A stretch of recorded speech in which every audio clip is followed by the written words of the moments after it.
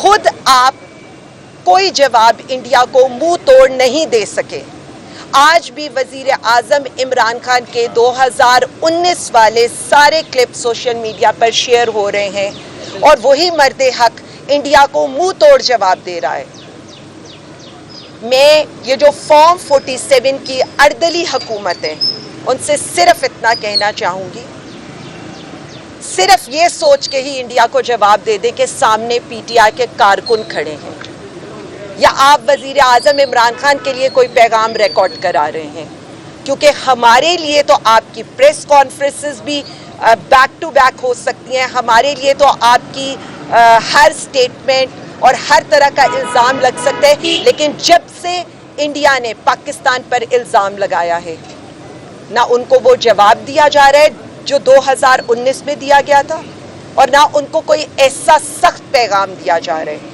تو میں as a P T I chief organiser اپنے ہمسایہ ملک کو یہ جواب دینا چاہتی ہوں کہ ہم سوچیں گے نہیں، ہم ریٹیلیٹ کریں گے انشاءاللہ تعالی، کیونکہ ہم پاکستان کے ساتھ کھڑے ہیں، پاکستانی قوم کے استحکام کے لیے، ملک کے استحکام کے لیے.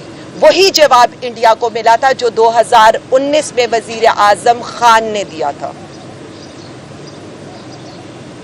پاکستانی قوم متحد ہوتی ہے جب بات آتی ہے پاکستان کی سالمیت پر، لیکن پاکستانی قوم کو متحد کرنے والا قیدی نمبر 804 ہے، جو پاکستان خان بھی ہے، چاروں صوبوں کی آواز بھی ہے.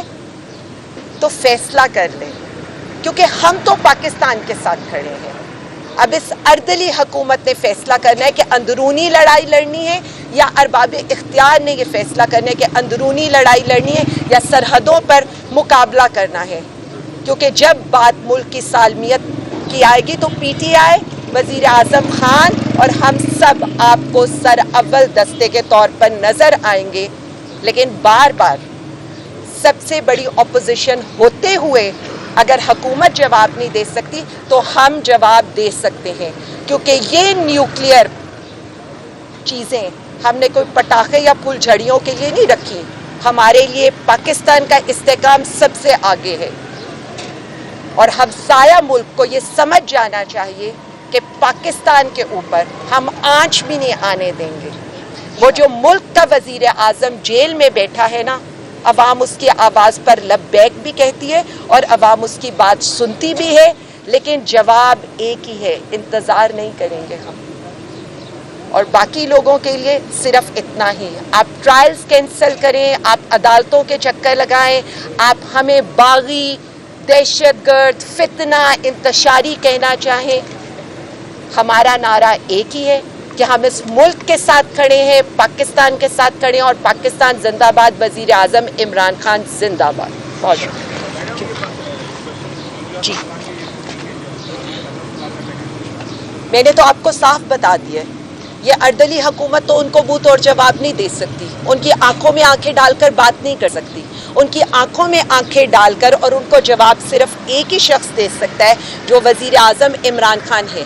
اس پر اے پی سی کال ہونی چاہیے تھی، ارجنٹ بیسس کے اوپر وزیر اعظم خان صاحب کو بلا کر اس پہ بٹھانا چاہیے تھا، ایک سیاسی اتحاد کا مظاہرہ کر کے دشمن ملک کو یہ پیغام دینا چاہیے تھا کہ اگر بات پاکستان کی سالمیت کی آئے گی تو پاکستان اپنی اندرونی لڑائی نہیں آپ کے ساتھ لڑے گا. اور باقی لوگوں کے لیے ہم سے لڑنا چھوڑ دیں، ہمیں جبری گمشدہ کرنا چھوڑ دیں، ہمیں گرفتاریاں کرنا چھوڑ دیں، کیونکہ بات پاکستان کے استحکام کی ہے.